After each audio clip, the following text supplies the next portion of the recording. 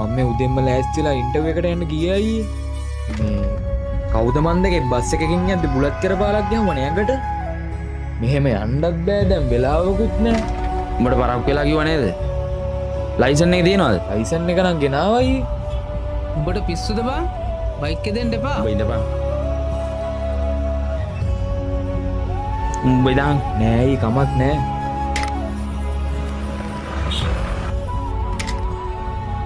මේක ඇඳන් බලයන්. නෑ නෑ එහෙම නෑ. අනේ මන්දයි.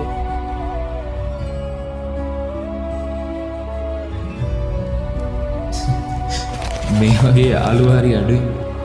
අනේ thank you අයියේ. හරි හරි බං. ඕක මොකද්ද?